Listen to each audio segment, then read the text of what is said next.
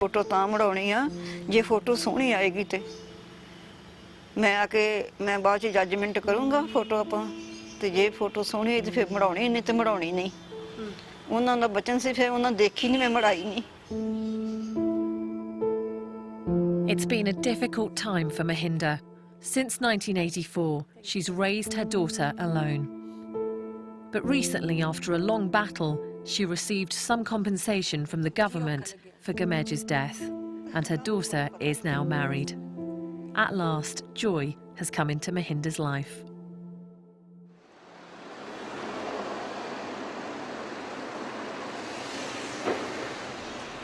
Can you just tell us where we're going? To try and understand how the terrible violence began, I'm with Ashok Vahi, a news photographer based in New Delhi.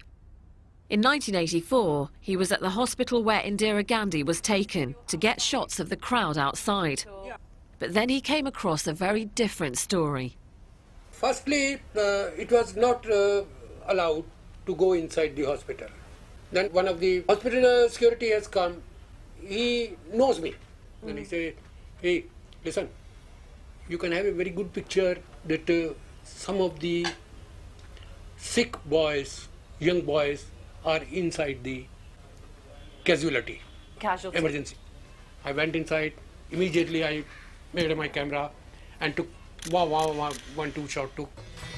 What Ashok had discovered was a group of terrified young men, beaten and robbed of their turbans. News had got out that Mrs. Gandhi's killers were Sikhs, and a mob was out for revenge.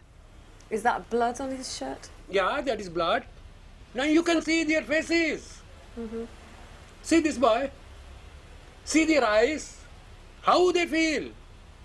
If we go out, huge crowd is there, they will be again attacked by public.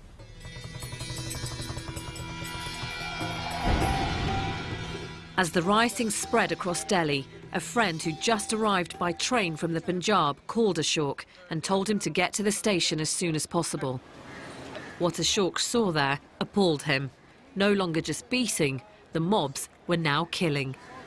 The picture he took was printed in newspapers around the world. I've just spoken, Ashok, to a woman who lost her husband on a train coming in from Punjab. Her husband was dragged from the train. Yeah. This could be the train. Yeah. As a Hindu, Yeah. seeing all of this happening for the first time in your life, Yeah, that is the first time in my life. how did that make you feel? I feel and I pray this will not happen again anymore in this country. But then Ashok went from observing the drama to being part of it. On the evening of the 1st of November, a Sikh friend called Narinder Singh Barnala came to Ashok, too terrified to go home. He realised that the only option was to hide his friend in his tiny dark room. Yeah, in the night we put some newspapers. You just put some newspapers for him to sleep on. Yeah. It's very small, but whether it is a big or whether it is a small, we have to manage, we have to save his life.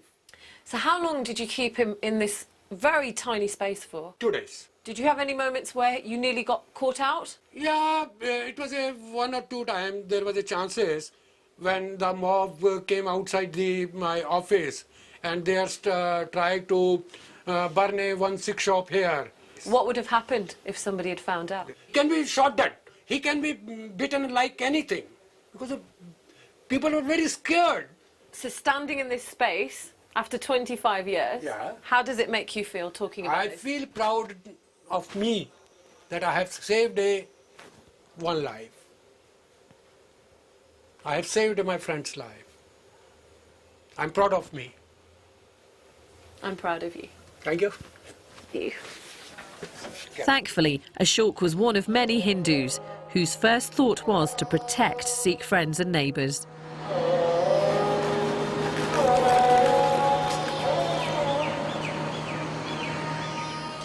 The attacks didn't just happen in central Delhi, where Ashok was. The mobs wanted to kill in greater numbers, so they headed to the outskirts of Delhi, areas like Trilokpuri and Mongolpuri. That's where the Sikh communities lived. Almost every family has a story of murder, burning and beating. He was burned alive in the garage along with the car. At their local Gurdwara, I met 3 men who'd all lost loved ones. Inside is a painting depicting the horrors of the mob violence. The local Sikh community had described their ordeal to a painter, and slowly a macabre picture was created. ਇਹ ਦੇਖੋ ਜੀ ਅੱਗ ਲਾਈ ਹੋਈ ਹੈ ਇਹ ਕੋਈ ਮਤਲਬ ਗੋਲੀ ਨਾਲ ਮਾਰ ਰਿਹਾ ਹੈ ਇਸ ਤਰ੍ਹਾਂ ਮਤਲਬ ਜ਼ੁਲਮ ਹੋਇਆ ਹੈ ਮਤਲਬ ਕਿਸੇ ਨੂੰ ਗਲੇ 'ਚ ਟਾਇਰ ਪਾ ਕੇ ਤੇ ਮਾਰਿਆ ਗਿਆ ਹੈ ਕਿਸੇ ਤੇ ਪੈਟਰੋਲ ਛਿੜਕ ਕੇ ਮਾਰਿਆ ਗਿਆ ਹੈ The men's story is made worse by the fact that they allege that the riots were no disorganized rampage. जो पुलिस सी ਉਹਨੇ ਆ ਕੇ ਸਾਨੂੰ ਧਮਕਾਇਆ ਕਿ ਜਾਂ ਤਾਂ ਤੁਸੀਂ ਆਪਣੇ ਘਰਾਂ ਵਿੱਚ ਚਲੇ ਜਾਓ नहीं तो फिर ਅਸੀਂ ਤੁਹਾਨੂੰ ਮਾਰਾਂਗੇ ਜੇ ਤੁਸੀਂ ਘਰ ਚਲੇ ਜਾਓਗੇ ਤੇ ਅਸੀਂ ਤੁਹਾਡੀ ਰੱਖਿਆ ਕਰਾਂਗੇ ਤੇ ਹਰ ਬੰਦਾ ਆਪਣੇ ਆਪਣੇ ਘਰ ਪਰ ਚਲਾ ਗਿਆ ਉਸ ਦਿਨ ਫਿਰ ਉਹਨਾਂ ਨੇ ਗੁਰਦੁਆਰਾ ਸਾੜਿਆ ਸਭ ਤੋਂ ਪਹਿਲੇ ਗੁਰਦੁਆਰੇ ਸਾੜ ਕੇ ਫਿਰ ਜਿਸ ਤਰ੍ਹਾਂ ਪਤਾ ਲੱਗਿਆ ਵੀ ਘਰਾਂ ਵਿੱਚ ਅਸੀਂ ਵੜ ਗਏ ਹਾਂ ਤੇ ਫਿਰ ਉਹਨਾਂ ਨੇ ਆਪਣੇ ਬੰਦੇ ਛੱਡ ਦਿੱਤੇ ਕਿਸੇ ਹਰ ਘਰ ਤੇ ਕਿ 100 ਕਿਸੇ 200 ਕਿਸੇ 50 ਬੰਦਾ ਸਮਝੇ ਨਾ ਅਸੀਂ ਕਿਸ ਤਰ੍ਹਾਂ ਹੀ ਕੱਪੜੇ ਪਾ ਕੇ ਜਨਾਨੀਆਂ ਦੇ ਕੱਪੜੇ ਪਾ ਕੇ ਤੇ ਅਸੀਂ ਕਿਸੇ ਤਰ੍ਹਾਂ ਵੀ ਜਨਾਨੀਆਂ ਸਾਨੂੰ ਲੁਕਾ ਕੇ ਤੇ ਆਪਣੇ ਘਰੋਂ ਕੱਢਤਾ ਤੇ ਅਸੀਂ ਬਾਹਰ ਚਲੇ ਗਏ ਉਸ ਤੋਂ ਬਾਅਦ ਜੋ ਕੁਝ ਹੋਇਆ ਉਹਨਾਂ ਬੀਬੀਆਂ ਨਾਲ ਵਿਧਵਾਵਾਂ ਨਾਲ ਜਿਸ ਟਾਈਮ ਵਿਧਵਾ ਪ੍ਰੈਜ਼ੈਂਟ ਨੇ ਉਹਨਾਂ ਨਾਲ ਸਾਰੀ ਅੱਖਾਂ ਨਾਲ ਉਹਨਾਂ ਨੇ ਵੇਖਿਆ ਸੀ ਇਹਨੂੰ ਗੱਲੇ 'ਚ These 3 men had an extraordinary escape. It's estimated that about 3,000 Sikhs were killed in Delhi alone. 50,000 fled the city. It's chilling to think that the violence may have been made worse by those that should have protected them. The human cost of the barbarity can be found in these block of flats. Here, women who lost husbands and sons were resettled in what's become known as the widows' colony. For them, what they saw just over 25 years ago is still raw and deeply painful. हम तो दोषी नहीं हुए ना, पर गरीब मार कर दी, 3 बेटे मार दिए, वाला मार दिया, पोता मर गया, हमारे घर में मरते तो ना गया ना। आप बताएं, आपके परिवार पर क्या बीती गई, क्या हुआ था? परिवार में 4 लड़के, 4 लड़कों को मेरे को जला दिया। मट्टी का तेल दुनिया के कमरे में निकलते रहे, वो घेर घेर के जलाते रहे, टायर भी लगा दिया बीच में दोनों के और आग लगा दी। हाय मम्मी हाय पापा, हाय मम्मी हाय पापा कर रहे और हम उधर रो रहे। आपने देखा अपनी आंखों से देखा, हमारा लड़का मुंडा बड़ा सोटियों से मारा, लाठियों से, ऐसा सो रहा लड़का हमारा। दिन भर दिन आपकी जिंदगी आसान होती है कि नहीं? जब हमारा अंतकाल होएगा ना, ये दुख तो तभी भूलने वाला है बेटा, जिंदगी में तो भूलने वाला ही नहीं, ये तो नहीं भूल सकते। I didn't realise it was going to get tougher, this journey. Talking to families who have lost several generations, sons, husbands, grandfathers, and all in the name of religion, it makes me feel sick to the stomach. I was just sitting there thinking, for me personally, my dad is my rock. I can't imagine my life without a father figure, without my dad. I can't imagine my life without my dad. And they've lost all their male figures in their family, and that's really hit me more than anything.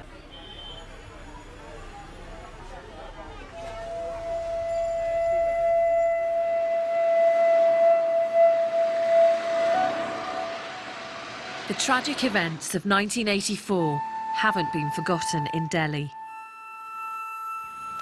I've been told of a simple ceremony taking place that marks the year in a practical and moving way. Hello, Sat Shri Akal. Harvinder Fulkar is a lawyer who's devoted most of his career to campaigning for justice for those who've lost relatives in the riots. He's behind a scheme to plant 25,000 trees right across Delhi. This is in memory of those who were killed in 1984, and so that their memory goes into the history. They will be remembered for the 100 years when these trees survive and they grow up. Feels like a very positive thing that we're doing here. Harvinder then invited me to plant a tree. I knew in whose memory I wanted to dedicate it. Well, thanks for letting me do this, because I'm doing this for Mahinder Kaur, whose husband was killed